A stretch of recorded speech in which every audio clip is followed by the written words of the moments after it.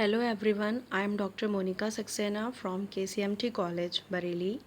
Today I am here to present my topic blood coagulation in continuation of blood of its composition as I told earlier. Now, what is blood coagulation? Blood coagulation को हम हीमोस्टैसिस भी कह सकते हैं. हीमोस्टैसिस का अर्थ होता है stoppage of bleeding या cessation of bleeding.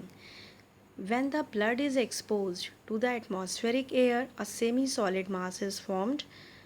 Then the semi-solid jelly-like mass is called clot.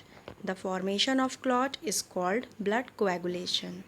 The platelets also adhere to one another and finally form a plug which is sufficient to stop bleeding if damage is small. यानी कि कहीं भी अगर आपके चोट लगती है तो क्या होता है, ब्लड वेसल्स रप्चर होती हैं, ब्लड ऊजेज आउट और उसके बाद वहाँ प्लेटलेट्स एडहेयर हो जाते हैं जो कि प्लग का निर्माण करते हैं और इसी प्लग बनने की प्रोसेस को हम ब्लड क्लॉट बोलते हैं. Then mechanism of clotting. The simplest scheme was proposed in 1903 by Morawitz. When blood is shed the platelets disintegrate and liberate thromboplastin. अब ये जो थ्रोम्बोप्लास्टिन है ये इनएक्टिव प्रोथ्रोम्बिन को थ्रोम्बिन में चेंज कर देता है in the presence of calcium. Then this thrombin in the presence of calcium it changes fibrinogen into fibrin, that is also known as blood clot. Then the main theory, Best and Taylor's theory. Best and Taylor के according चार चीज़ें हमको चाहिए होती हैं: prothrombin, calcium, thromboplastin और fibrinogen. ये चारों ही ब्लड कोएगुलेशन में हेल्प करते हैं.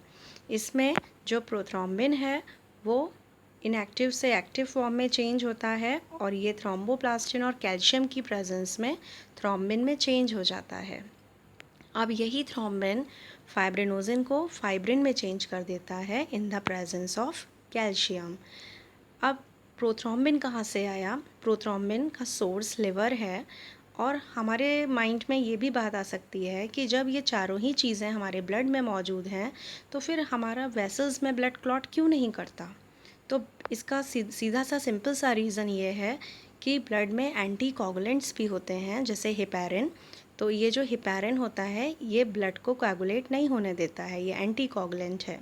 और अगर किसी कारणवश कभी ब्लड क्लॉट कर जाए तो उस प्रोसेस को थ्रम्बोकाइनेसिस कहते हैं, थ्रम्बोज बोलते हैं और उसमें जो क्लॉट बनता है वो थ्रम्बोज होता है. Next, हॉवल्स theory.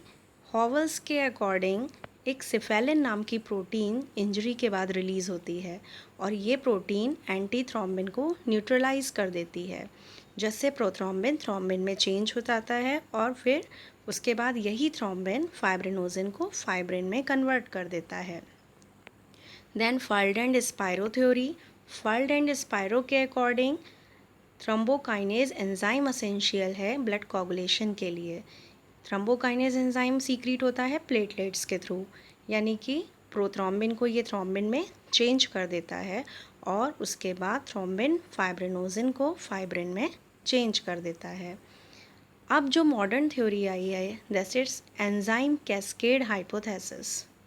ये रीसेंट थ्योरी है और इसको ब्रेक, क्यूरिज और रेटनॉफ ने 1965 में दिया था.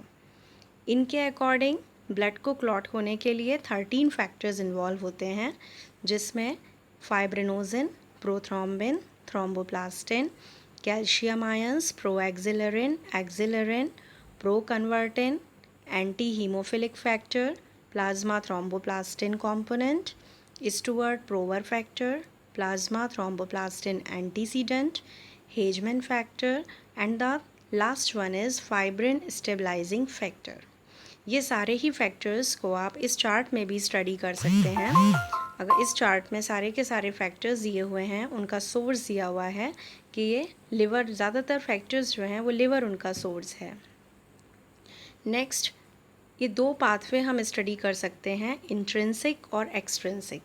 इंट्रिंसिक पाथवे में सरफेस के कांटेक्ट में जब आता है ब्लड तब जो 12th फैक्टर है वो एक्टिव फॉर्म में चेंज हो जाता है और वो 11th फैक्टर को भी एक्टिव फॉर्म में चेंज कर देता है.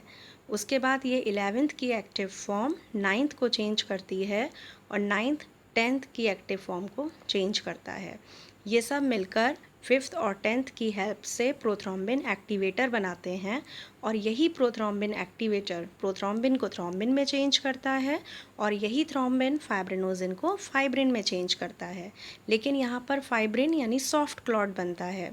अगर ये हार्ड क्लॉट बनेगा तो उसमें मेन रोल प्ले करता है 13th factor, it is fibrin stabilising factor. Then extrinsic pathway में अगर टिश्यूज़ डैमेज हो रहे हैं तो टिश्यू फैक्टर रिलीज़ होता है और ये 10th की एक्टिव फॉर्म में चेंज होता है और फिर से ये 10th 5th मिलकर के प्रोथ्रोम्बिन एक्टिवेटर बनाते हैं कैल्शियम की प्रेजेंस में और उसके बाद फिर से प्रोथ्रोम्बिन थ्रोम्बिन में चेंज होगा और यही थ्रोम्बिन फाइब्रिनोजिन को फाइब्रिन में चेंज करेगा। यही पूरी प्रोसेस है ब्लड क्लॉटिंग की।